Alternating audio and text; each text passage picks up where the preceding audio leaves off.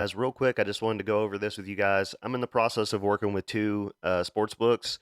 Bovada.lv is one of them. You've been watching the channel for a while. You know that that's one of my main sports books that I use. I also use Bet Online and Bet Us, but I like Bovada.lv because they give you the option to cash out parlays early. They don't screw you on no contests or draws like some books do.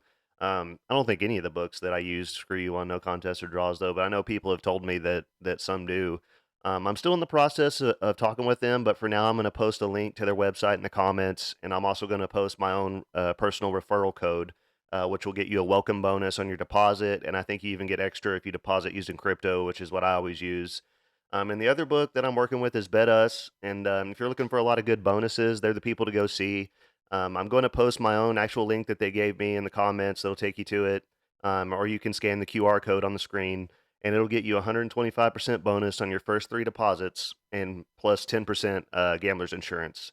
And I don't think a lot of books offer gambler's insurance, but and they have even more bonuses you could take advantage of after your first three deposits or whatever. I think they even have a 300% crypto bonus you can use after your first initial deposit or whatever after you first sign up.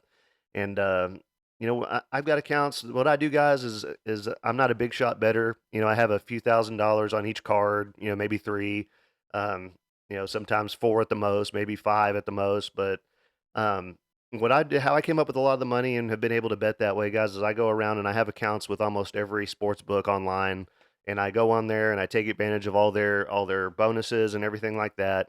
And then I win my money, I turn my money over. If you bet seriously, you turn the money over pretty quickly if you're betting every weekend. And if the book's not for me, I'll pull my money off and put it somewhere else. And it's free money. I don't know why you turn down free money unless you absolutely just have to have your winnings. Then you don't want to take advantage of the bonus. And turn it over. You don't have the time to turn it over. I understand. I've been there before too. Um, but I know you guys. I've never had issues with either of these books, and y'all have seen winning tickets all the time of mine off Bovada. Here's one. I actually usually don't document my tickets on BetUs, but this is one of the ones I found that I actually had, and I think this was off a $150 deposit. They gave me a match on it, and I turned it into $1,600, and ended up taking that money out, and then I took advantage of even more of their bonuses because they have so many. But that's just one of the examples of the tickets that I pulled off of Bet Us.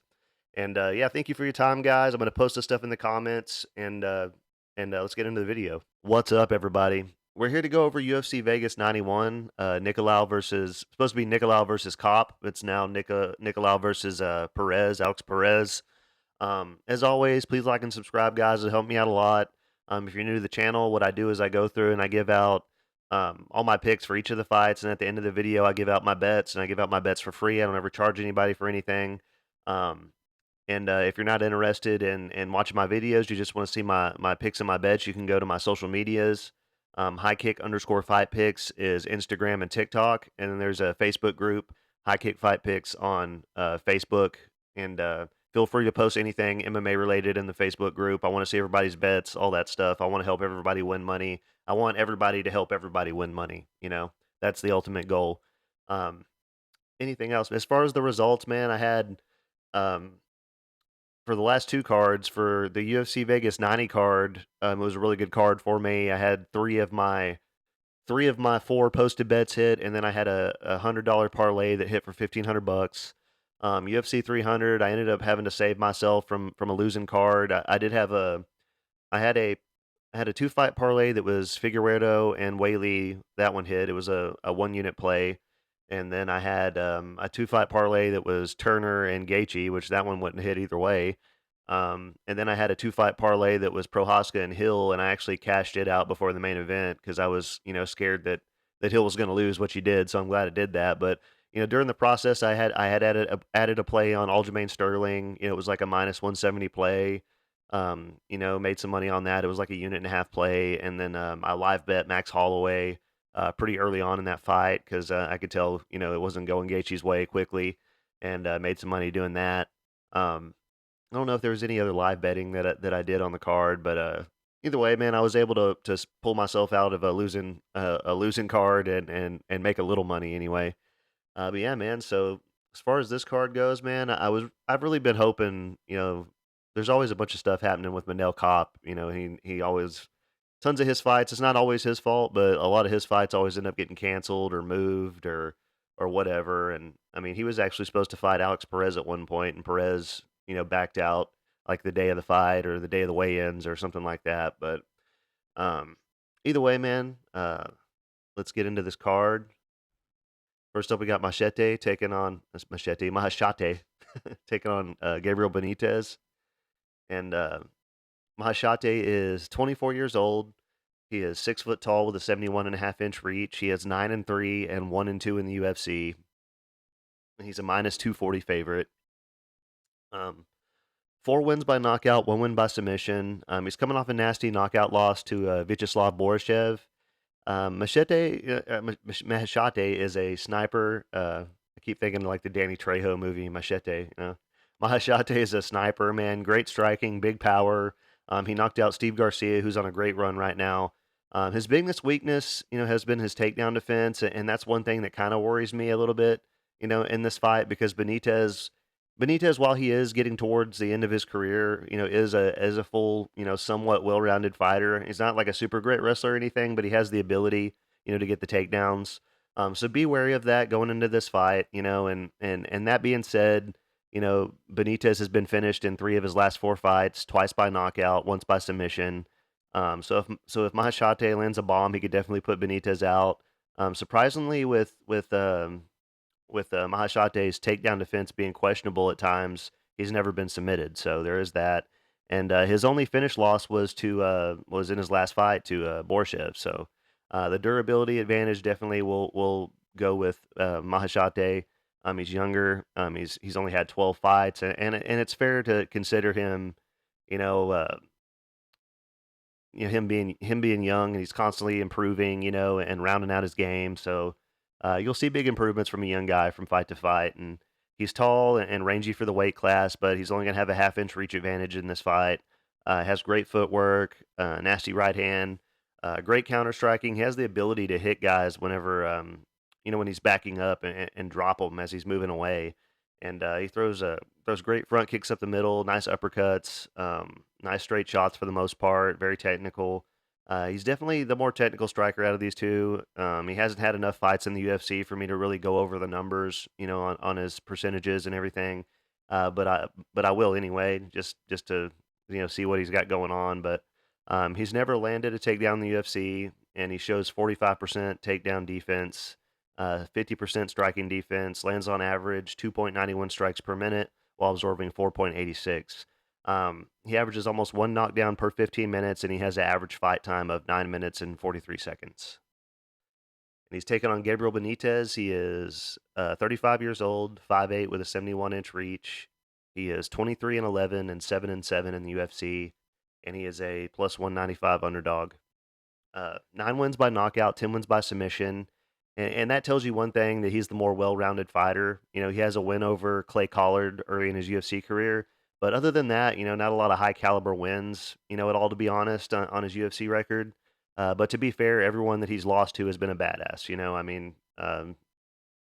If you look at it, he lost to Jim Miller, he lost to David Onama, Billy Quarantillo, and that was down a weight class. He's now back up at 155. Um, and he showed early in that David Onama fight that he is still dangerous, man. He was busting Onama up at first in that fight, and before he ended up getting knocked out. But he was looking good for a minute, and he throws nice calf kicks, good boxing. Has been finished 5 times in the UFC though, so you got to worry about all the miles that he's got on him. With over 30 fights, but he was having a fairly competitive fight with Jim Miller last time out, early, and obviously Miller ended up taking over. But he's going to want to use his wrestling and get a submission in this fight, no doubt. He's not going to have much success on the feet against Maheshate. He probably should be fighting at featherweight still, honestly, man, but maybe the weight cut is just, too much for him at this point. The problem with the idea that he will go out there and wrestle is that he doesn't typically fight that way. He likes to strike, likes to go out there and throw punches and box with guys, try to get a knockout, and that's not a good plan for him in this fight. He shows 42% striking accuracy with 63% striking defense, 50% takedown accuracy, even though it says he's only scored one takedown, so I'm not sure if that's accurate. With 56% takedown defense, and he lands on average 4.92 strikes per minute while absorbing 4.26. So good volume, but gets hit a lot. I've got to go with maheshate to win this fight. I'm gonna take him to win by knockout round two, but I I ended up putting this, semi high up on my stuff and having some plays, but um, the takedown defense does worry me quite a bit. So if you're trying to be super safe, I'd be careful. But of course, I'm not careful most of the time. So who am I to tell y'all that? Next up, we got Ivana Petrovic taking on Na Ling. And I'm really surprised that Na Ling is still in the UFC. I wonder why they're keeping her around, or if they're just being fair and giving her all the chances that they can. But either way, Ivana Petrovic is 29 years old. She is 5'8" with basically a 71-inch reach. It says 70.9. And she is 6-1 and 0-1 in the UFC. She's a minus 450 favorite. 3 wins by knockout, 2 wins by submission. She's never been finished. All but one of her wins have been by finished, and she has a small record either way. So I mean, you kind of wonder about the experience, level, but the UFC has given her a pretty easy fight here. I'm honestly, like I said, shocked that Na Ling is still around in the UFC after being finished 3 times in a row, knocked out 3 times in a row. Ivana is going to be a lot bigger in this fight, 3 inches taller with almost 4 inches of reach advantage. She's basically better everywhere in this matchup, man. And I know she lost her debut to Luana Carolina, but Carolina is tougher than people give her credit for, and we've been seeing that here lately, and very experienced as well. So I think Petrovic's gonna have the cardio advantage. She has the power advantage on the feet, and she's a better grappler as well. I don't think I have to go much more into detail here on this matchup. I will go over Na Ling just a little bit, touch on it, but Na Ling is 27 years old. She's 5'5" with a 67.3-inch reach. She is 19-7 and 0-3 in the UFC, and she is a plus 350 underdog. And I see why the UFC, looking into her record, signed her in the first place. Her record before the UFC was, it looked really legit. I mean, all her wins have been by finish, but all of her losses except one have also been by finish. So she had an extremely padded record. All of her wins are over people with little to no experience. And going back and looking at the record before the UFC, she lost to a 3-0 fighter when she was 12-0. And it's like every time she fought somebody with experience or a good record, she lost. Uh, Maria Agapova knocked out Ling when Agapova was 5-0. Ling gets hit way too much and tires very fast. Her takedown defense hasn't looked very good as well. I just don't see any way that she's going to be pulling off the win here, especially after being knocked out 3 times in a row. Um, I kind of want her to win just because I feel bad, and I would like to see her do well and at least have a longer career in the UFC. But I gotta take Ivana Petrovic to win this fight. I'm gonna take her to win by TKO round two, um, via ground and pound.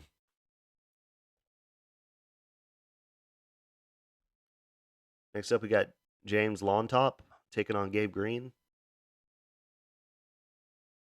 And James is 24 years old. He is 6 foot tall with a 73-inch reach. He is 14-2, and this is going to be his UFC debut. This fight's an even minus a 120 on both sides. James has 7 wins by knockout, 1 win by submission. He's never been knocked out, but was submitted once. He's on a 12-fight win streak right now, and he's at least fought guys with some decent experience on his way to the UFC, even if their records aren't all that great. Guys with records like 20-9, 20-11. I mean, 19-6 is terrible, but either way, he's fought guys with some experience, throughout his career before the UFC. And his last win was over Malik Lewis, who was only 6-1. So I mean, I didn't find that super impressive, really, but he did dominate the fight. So he's the number 2 ranked lightweight coming out of Peru, and the number 2 ranked welterweight coming out of Latin America. Apparently, I don't know if that's legit or if that's just something that Tapology makes up. He's tall for lightweight. Actually taller than Green, who's coming down from welterweight. He throws great knees and elbows in the clinch. He did get taken down in his last fight early, but he got right back up. Real dangerous in the pocket. Good at landing his elbows on the break. Good at using his whizzer to stay on the feet.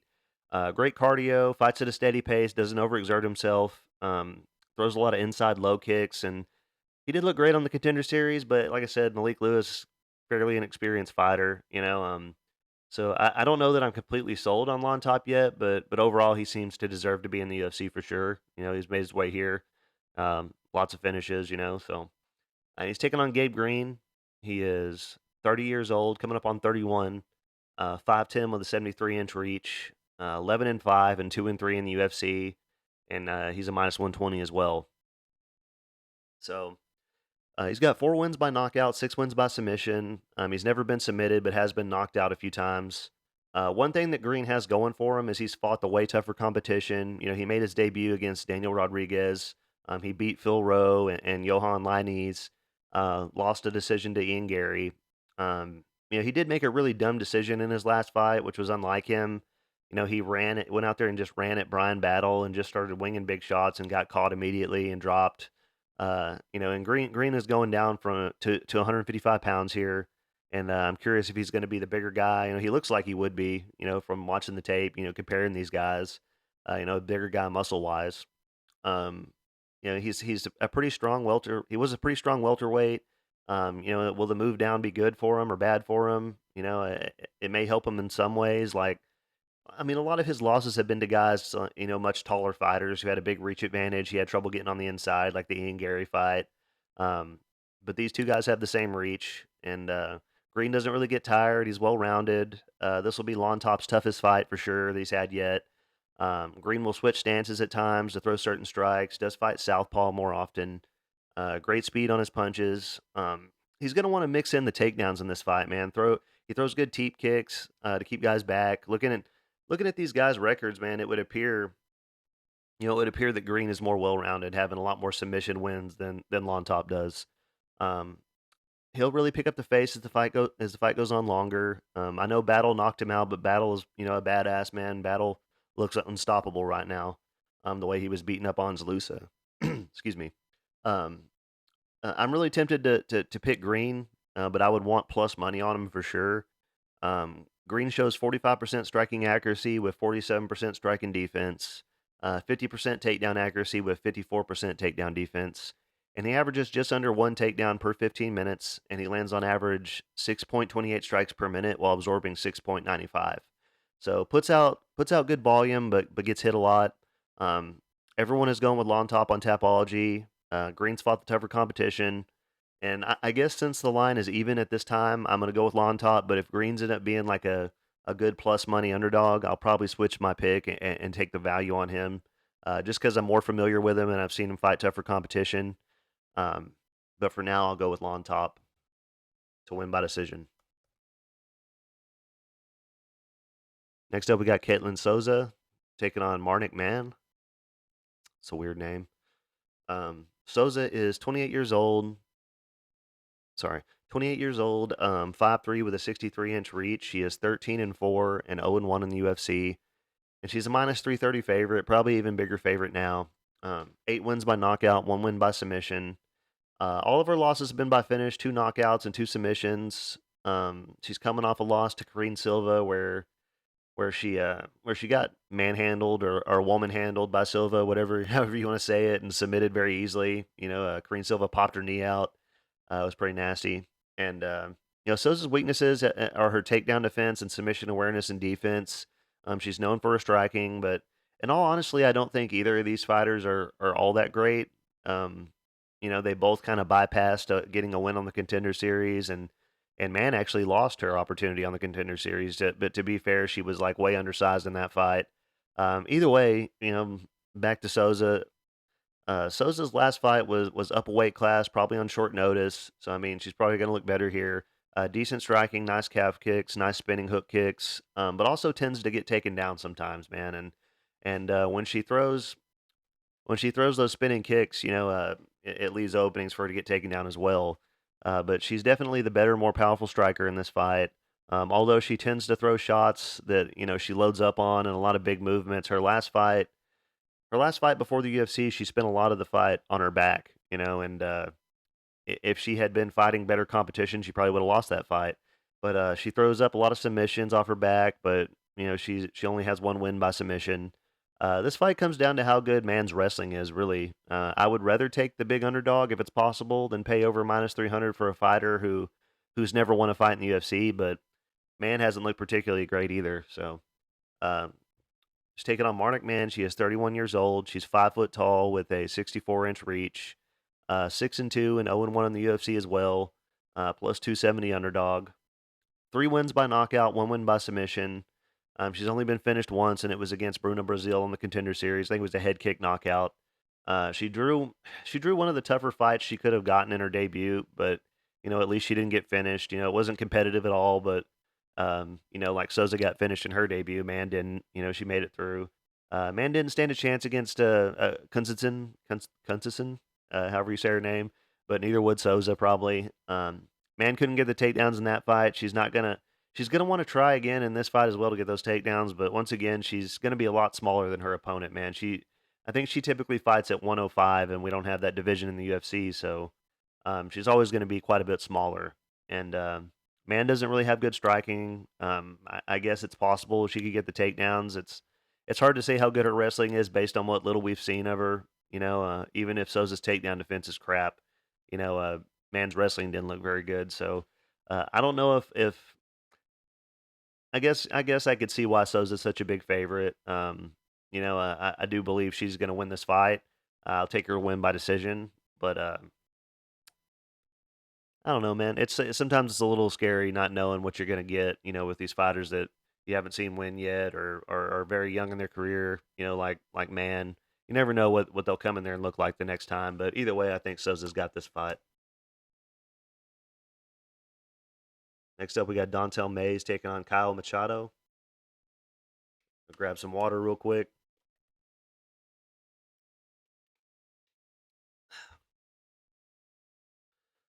So Dontel Mays is 32 years old. He is 6'6" with an 81-inch reach. He is 10-6 and 3-4 in the UFC.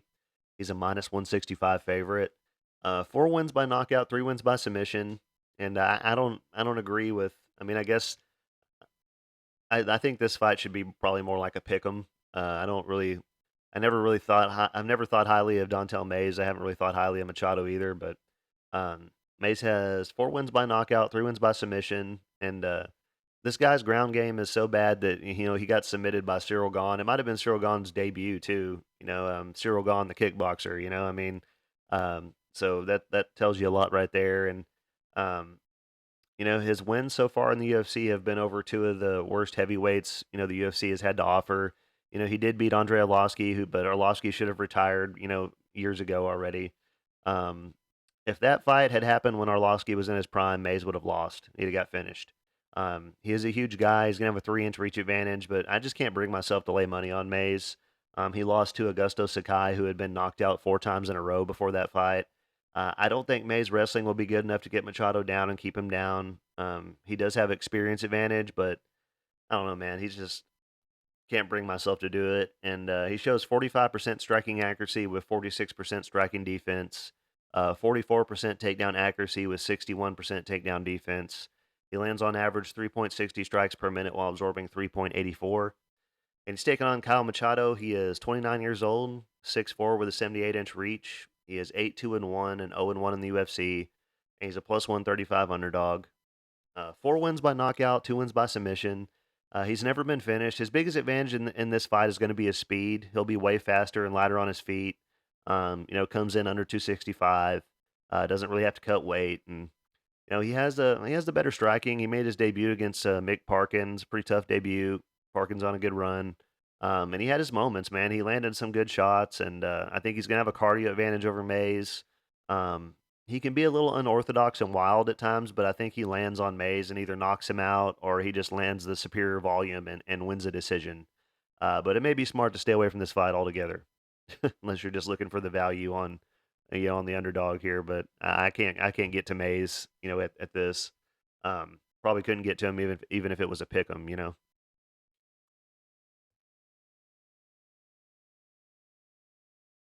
Next up, we got Austin Hubbard taking on Michael Figlak. Austin Hubbard is 32 years old. He is 5'10" with a 71-inch reach. He is 15-7 and 3-5 in the UFC, and he's a plus 110 underdog right now. 4 wins by knockout, 3 wins by submission. He's never been knocked out, but has been submitted 3 times. He lost to Holloway in the finale of the Ultimate Fighter show, and Holloway then went on to lose his next fight in the UFC. So it is quite possible that these guys were cut for a reason. Um, just saying. But Hubbard has a big edge in experience overall and in UFC experience. He's going to have a 1-inch reach advantage in this fight. Um, so maybe this is a winnable fight for him. He's fighting someone who lost their debut in the UFC, so he stands a chance. And Austin has decent striking. He has all the skills. He just needs to put them all together. Uses his jab very well. Doesn't overexert himself. Fights at a steady pace. Good at checking leg kicks. Great takedowns. Does struggle to keep guys down though. Whenever he does get them down.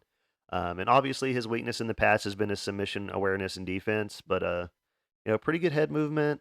He was doing well in the first round of his last fight against Holloway. He won that round pretty well. Pretty good counters. Seems like he slowed down a lot though after the first round in his last fight, which is something that he doesn't typically do. I don't know what was going on during that fight, but he just appeared to slow down quite a bit. When Holloway took over at the beginning of the second round. Um, I'm really gonna have to go and take a hard look, into figlak and see who has what advantages in this fight. Uh, Hubbard shows 47% striking accuracy with 57% striking defense, 53% takedown accuracy with 63% takedown defense. He averages 1.55 takedowns per 15 minutes, and he lands on average 3.83 strikes per minute while absorbing 3.37. He's taking on Michael Figlak.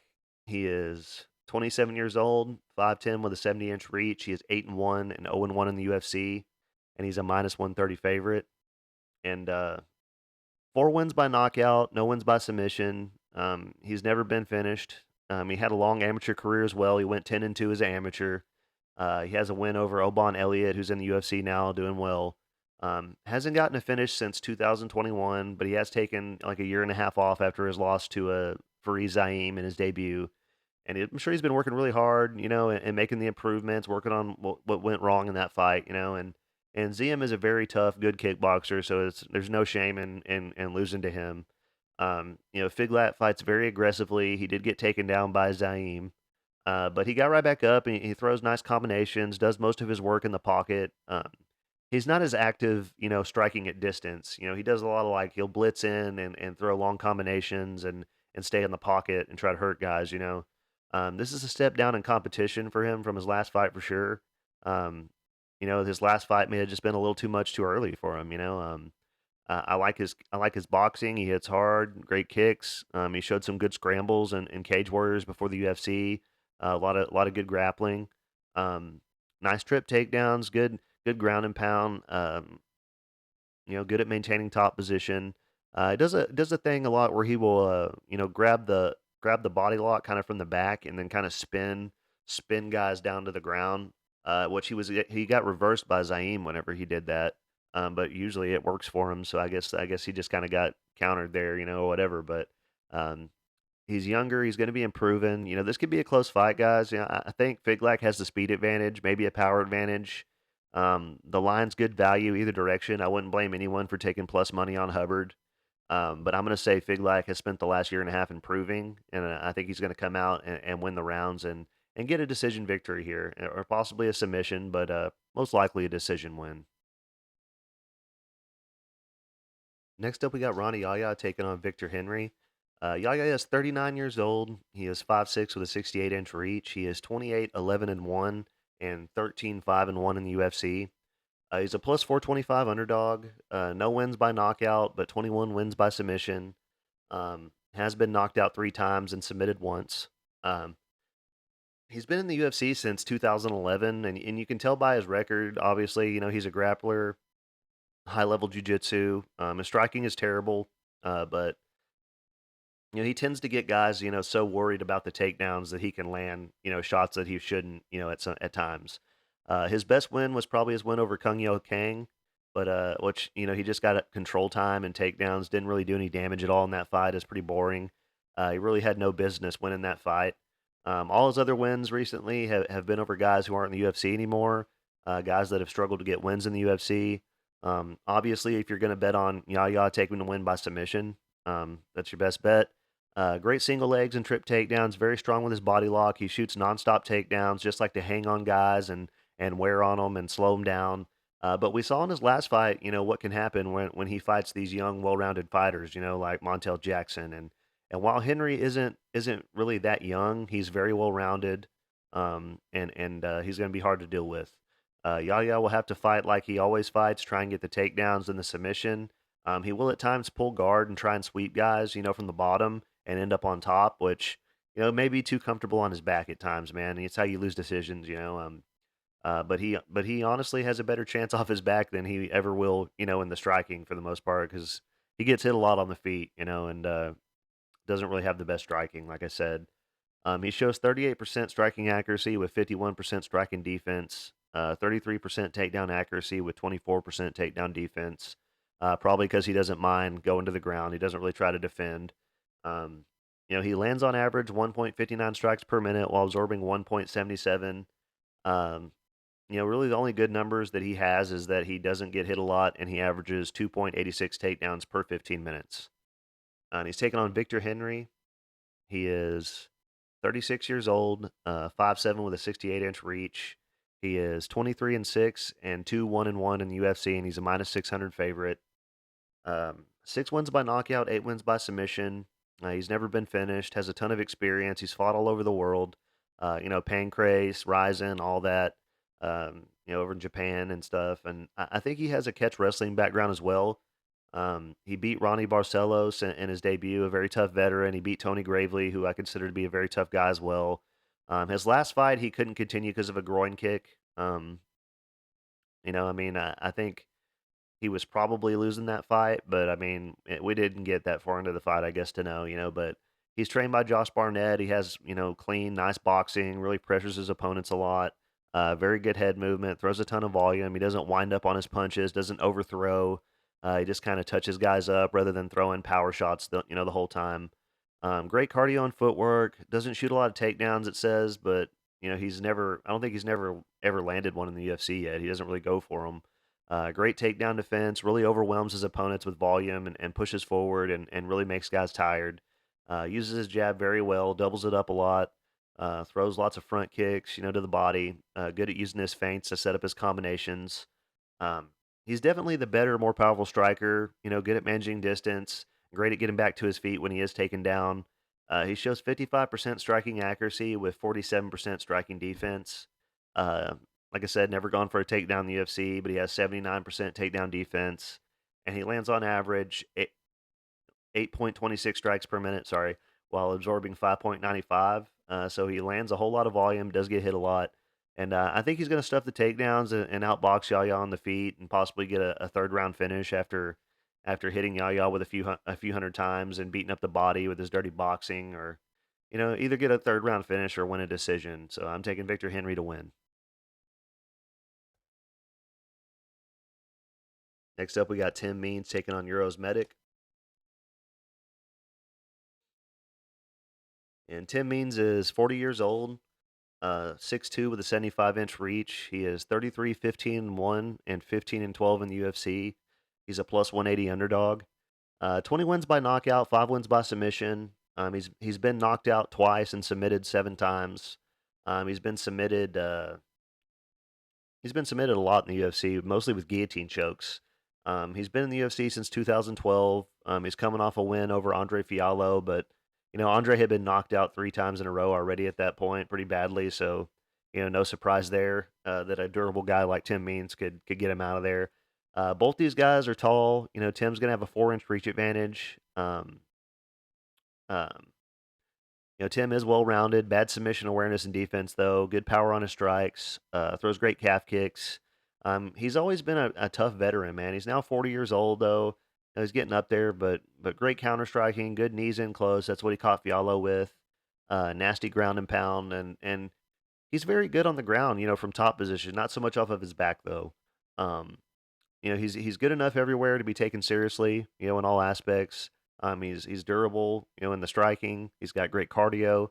I would say his biggest advantage in this fight is going to be his toughness. The fact that he can take a shot and keep coming. He will want to look for the takedowns, but he's never really been known as a great wrestler. Most of the times he ends up on top, it's usually because he drops somebody or something like that. But he does show 49% striking accuracy with 60% striking defense, 42% takedown accuracy with 65% takedown defense.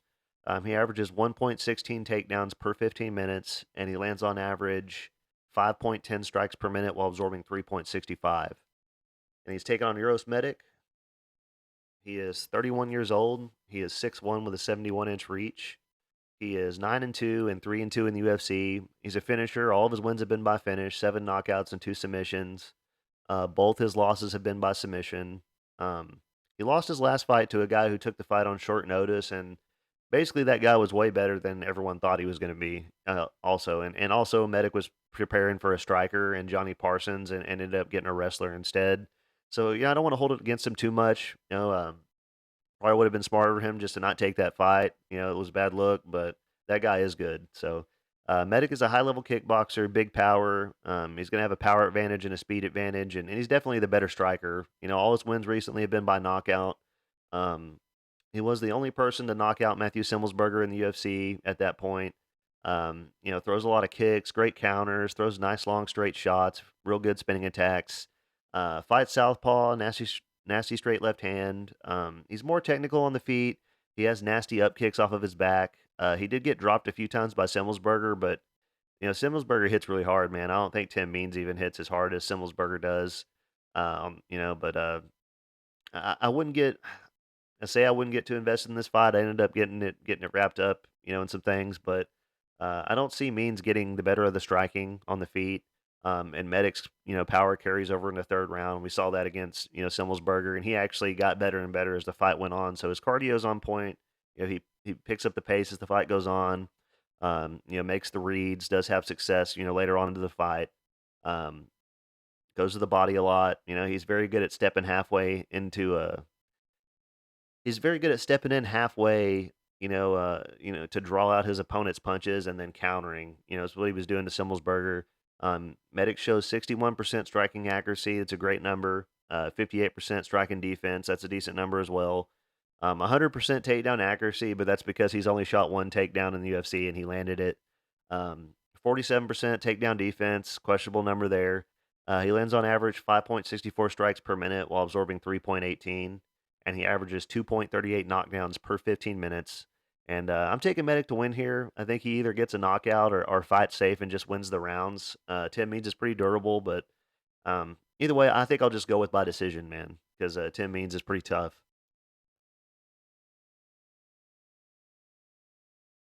Next up, we got Jonathan Pearce taking on David Onama.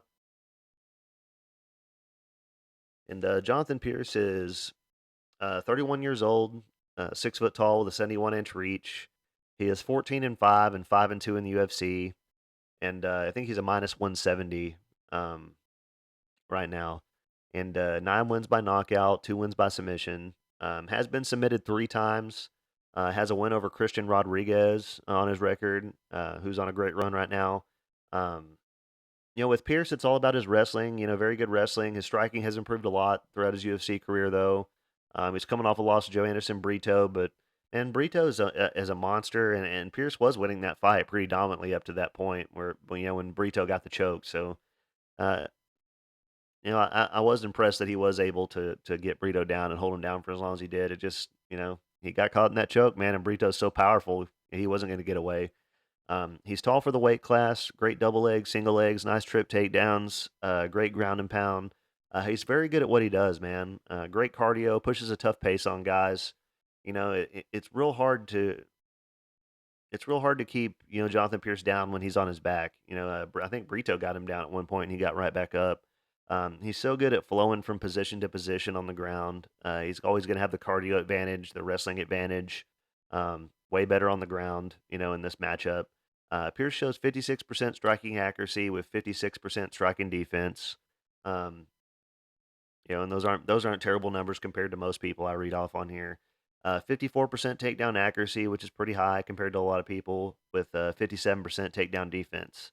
Um, He lands on average 5.29 takedowns per 15 minutes. It's a key number there if you're, a prize picks better or whatever. He usually gets tons of takedowns, usually bet the over. And he lands on average 5.60 strikes per minute while absorbing 3.35. He's taking on David Onama. He is 29 years old, 5'11 with a 74-inch reach. He is 11-2 and 3-2 in UFC. And I think he was a plus 135 or plus 140. For whatever reason, I didn't get to write that down on my notes. I know Pearce was a minus 170 because I was looking at it earlier today. But Onama has 7 wins by knockout, 4 wins by submission. He's never won a fight by decision, and he's never been finished. I've gone back and forth with myself on this guy quite a bit. He has all the skills. He's a very good fighter. All of his fights are exciting. He's super tough, and he can take a beating and come back and get the win. Huge power, great kickboxing. His cardio has looked questionable in the past, but he switched camps and after his loss to Nate Landwehr, and he looked pretty good against Gabriel Santos. In his last fight. He did get hit a lot with a lot of big shots, but he ended up winning by knockout, and I think he won the second round, which is better for him because he usually looks really tired. He looked pretty good, like his cardio was improved. He definitely has a power advantage on the feet in this fight, and I think he's the better striker. He throws a more wide variety of strikes. Um, but Onama does get hit a lot, man. He doesn't move his head off the center line very much. He will switch stances back and forth. He's going to have a 3-inch reach advantage. He throws really nice knees to the body and close. Great combinations, nasty uppercuts. Pearce will be the bigger, stronger fighter here, and we've seen him. We've seen Onama taken down by guys that are nowhere near as good, of wrestlers as Jonathan Pearce. So, um, the takedown defense could definitely come into play here. Um, Onama shows, Onama shows 47% striking accuracy with 51% striking defense, 19% takedown accuracy with 46% takedown defense. Those are numbers that are going to come into play. Averages almost 1 takedown per 15 minutes, and he lands and absorbs about the same amount of strikes at 5.38 and 5.48 per minute. So decent volume, gets hit a lot. Based on the takedown defense and how good Pearce's wrestling is, I'm going to go with Pearce to get the win. Take the win by decision, possibly submission, but Nama's never been finished, so I'll go with by decision. Next up, we got Jonata Diniz taking on Austin Lane. Not sure if I'm saying his first name right. Diniz is 32 years old. He is 6'4" with a 79.5-inch reach. He is 6-0, and this is going to be his UFC debut. He's a minus 250 favorite. All of his wins have been by knockout. He has a kickboxing background. Hasn't really fought anybody in MMA that's good at all. Nobody with any experience, but he does have lots of high-level kickboxing experience, and we've seen that can transfer over into the MMA, like with Cesar Almeida. Um, Big power, great striking. I'm a little worried about his takedown defense and his cardio, just because all of his MMA wins have come in the first round. If he can stuff the takedowns in this fight, he most likely gets the win unless he gets tired. And all of Austin Lane's losses have been by knockout. So and all of Deniz's wins have been by knockout. So Diniz has great Muay Thai style striking, great elbows and knees, very technical striking. He was getting hit with a lot of shots in his last fight before he got the knockout, but they weren't affecting him very much.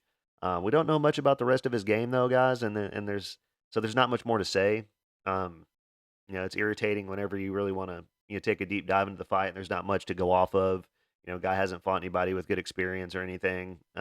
He's kind of got to base it on he's a high level striker. He's taking on Austin Lane.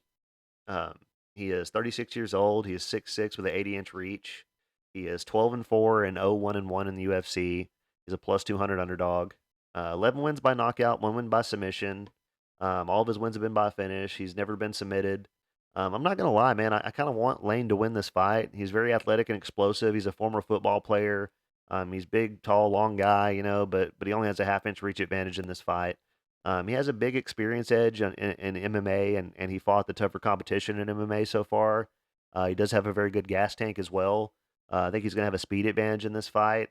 He throws great kicks. I'm not sure on how good Lane's wrestling is or how bad Deniz's takedown defense is. And this is another fight that I would say maybe uh, not get involved with very much because I could see scenarios where both of these guys could win. Uh, I am gonna go with Diniz to win by knockout because Lane's been knocked out 4 times, but I'll secretly be cheering for Lane to win. And if he has the right game plan, he could possibly get the win here. He's very fast, athletic. Maybe he can get the takedowns, keep this guy down. Um, yeah, it's kind of something I'd probably just stay away from.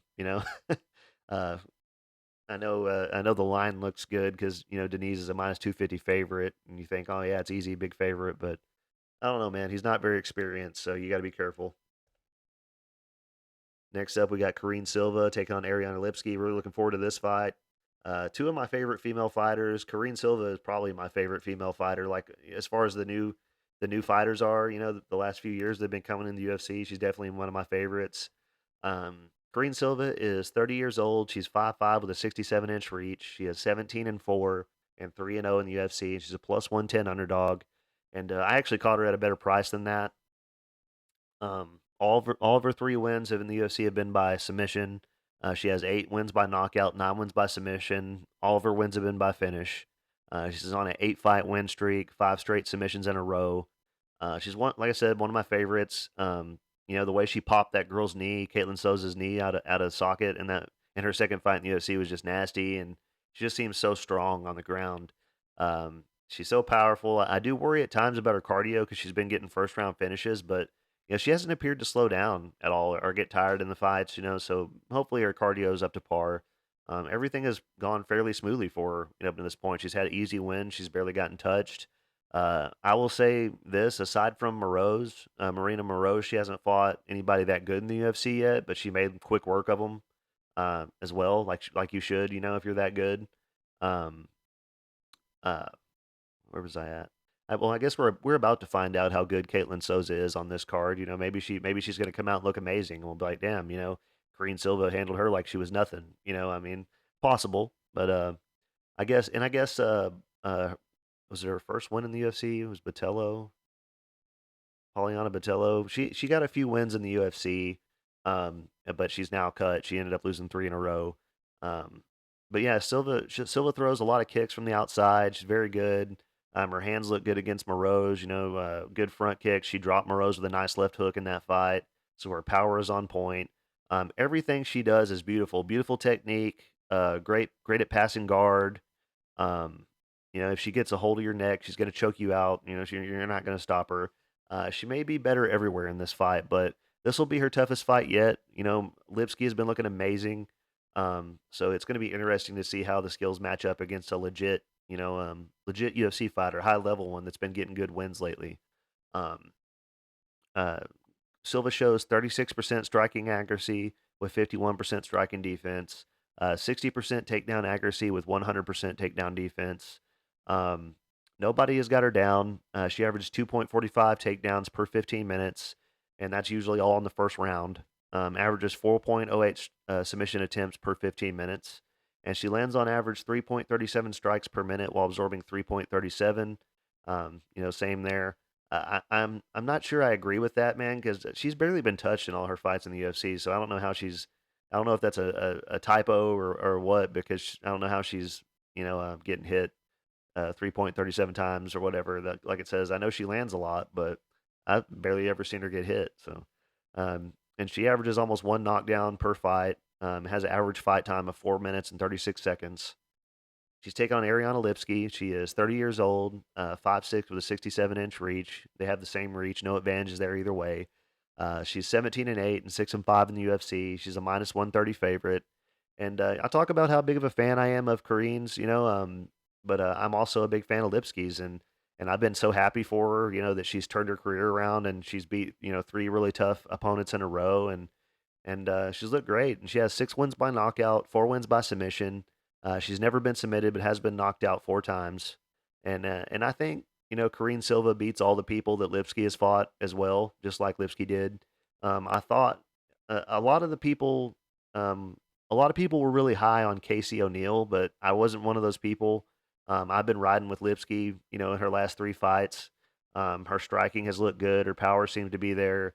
Her wrestling has improved. Her takedown defense has improved. She throws nice combinations. She swings really hard. She was countering O'Neal very well, landing a lot of really hard shots. Dropped her. Her weakness in the past have been her ground game. Although she's never been submitted, she used to get taken down quite a bit. And I do understand why Silva is an underdog. You know what I mean? Because Lipski has looked good against tough competition. In her last three fights. JJ Aldrich, Melissa Gatto. That was a split decision. That was a close fight.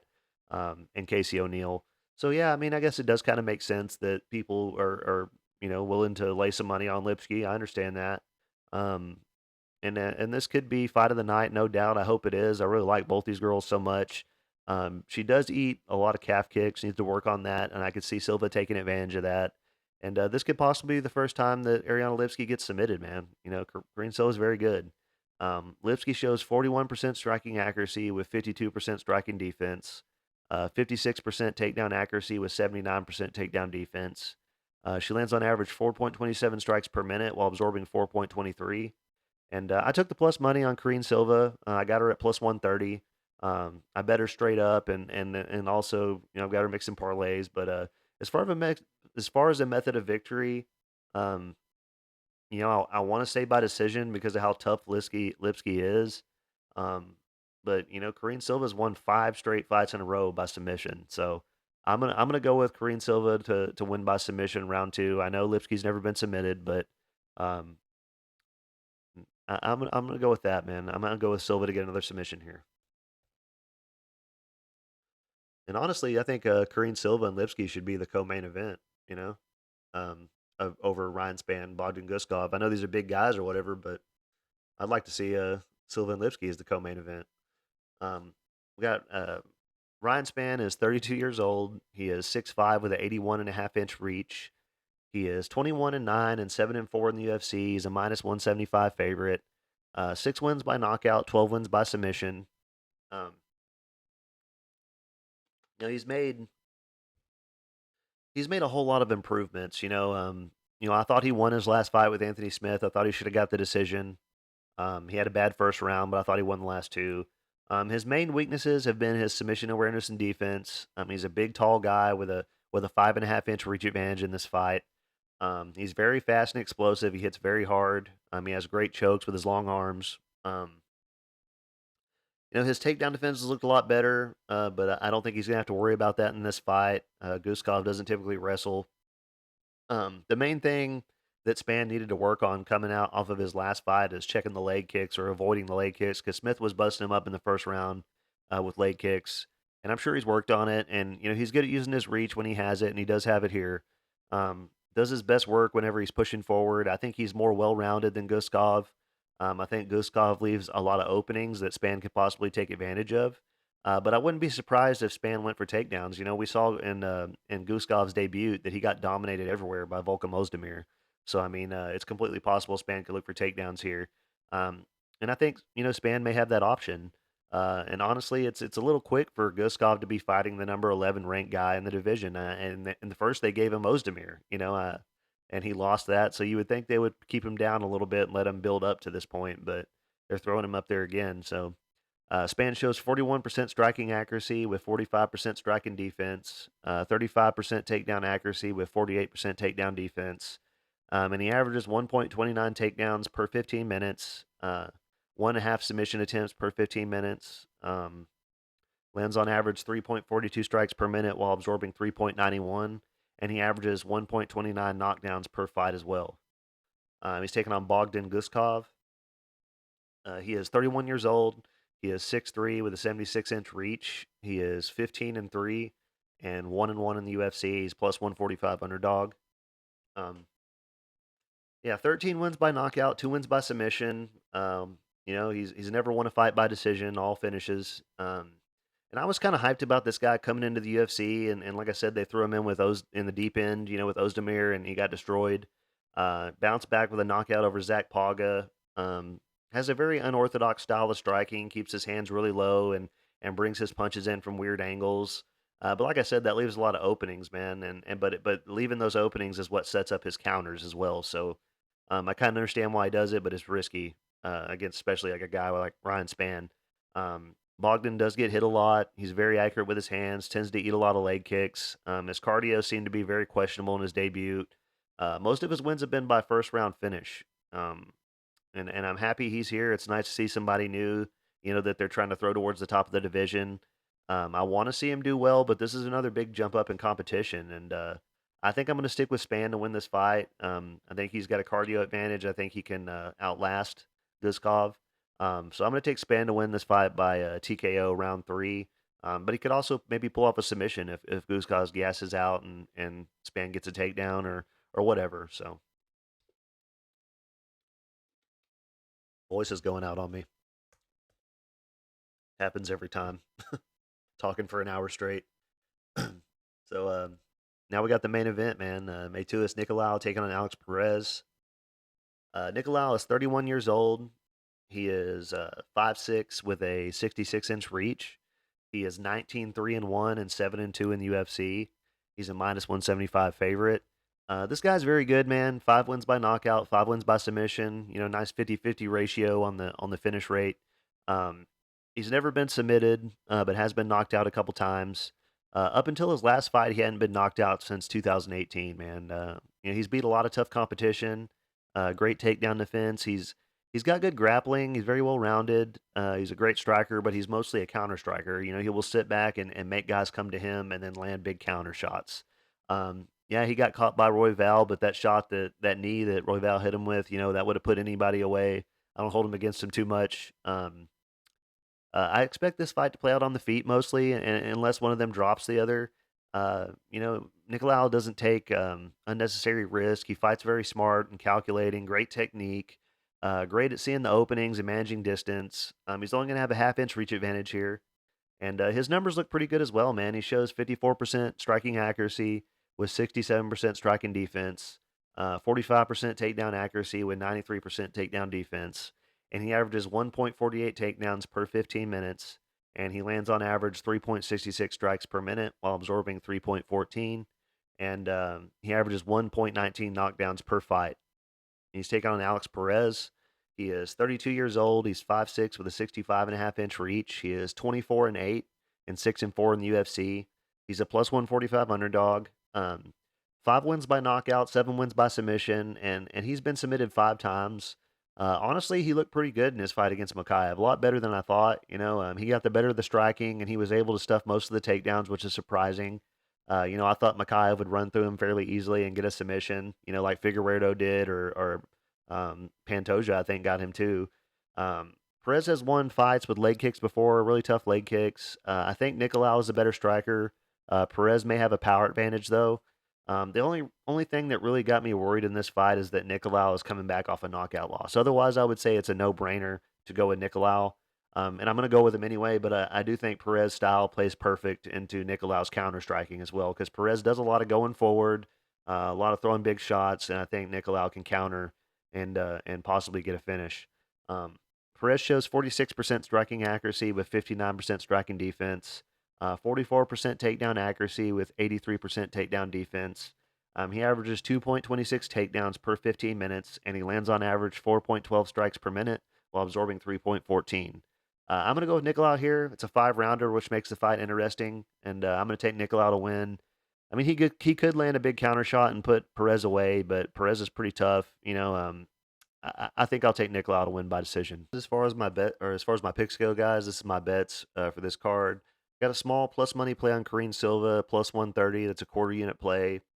I have a 2-fight parlay that's Maheshate and Medic, and that's a plus 112. It's a quarter unit play. I went pretty small on this card with the bets. And then I have a 3-fight parlay, which is Petrovic, Henry, and Souza, the 3 biggest favorites on the card.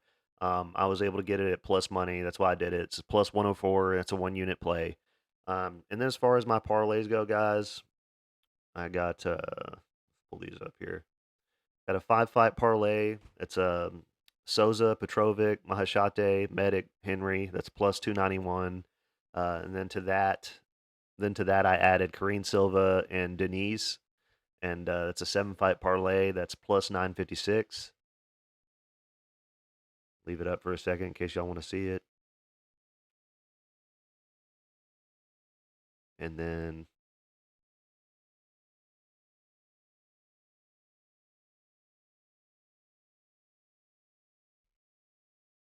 to that I add. Oh wait, that's the big one. Oops. Okay, and then to that I added Jonathan Pearce and Ryan Spann. That's a 9-fight parlay. That's plus 2,509.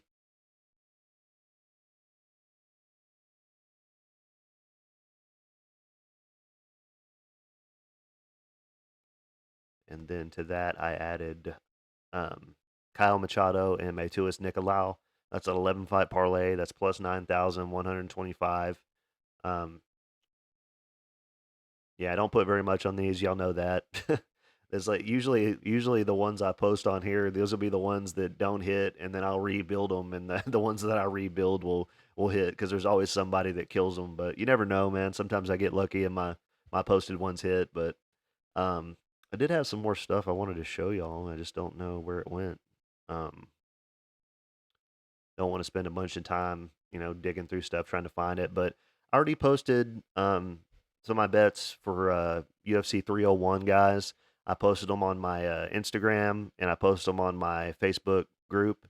So if you want to see those early, just go over. I'm trying to get more following on my social medias. My Instagram, TikTok, Facebook group, and so I post them early on there, man. There's a lot of money to be made on the UFC 301 card coming up. I'll tell you right now, one of the plays I have is a 2-fight parlay of Joe Anderson Brito and Vitor Petrino. 2-fight parlay. I got plus money on it. I think it was plus 111. That's one of the plays that I got on that card, and I have several more that I posted. I posted early on there so that the people that are part of the groups can see them, and if y'all want to go join the groups and look at them early, try to get better prices on everything, go check them out. Eventually, I'm going to start doing all these things even earlier, I think, because I really do want you guys to get good price on the lines. Um, but either way, man, I'm sorry that y'all have to listen to my betting ad now. I'm gonna run it again at the end of my video.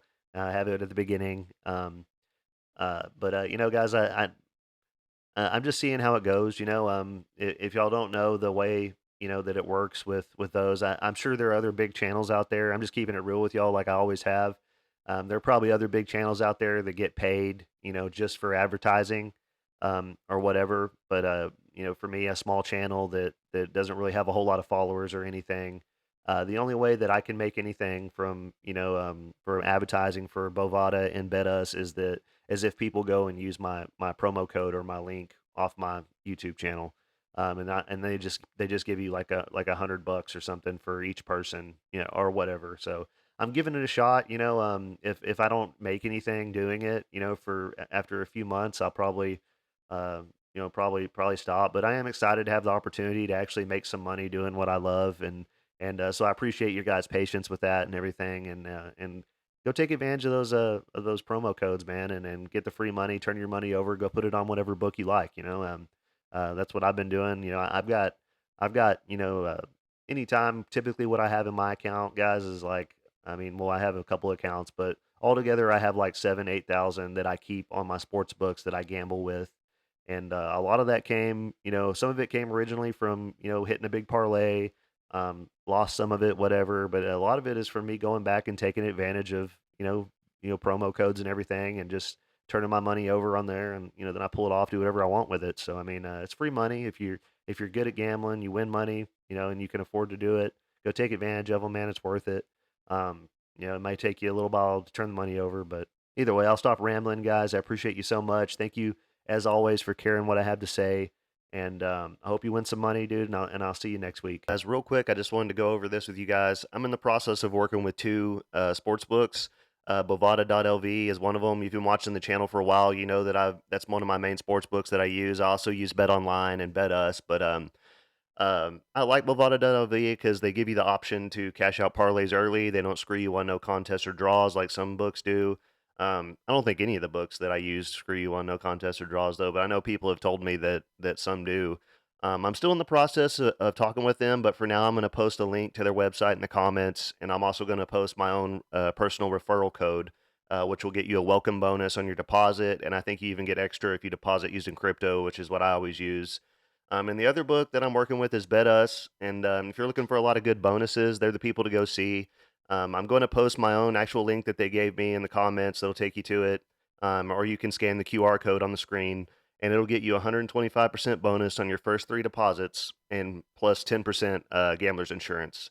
And I don't think a lot of books offer gambler's insurance, but and they have even more bonuses you could take advantage of after your first 3 deposits or whatever. I think they even have a 300% crypto bonus you can use after your first initial deposit or whatever after you first sign up.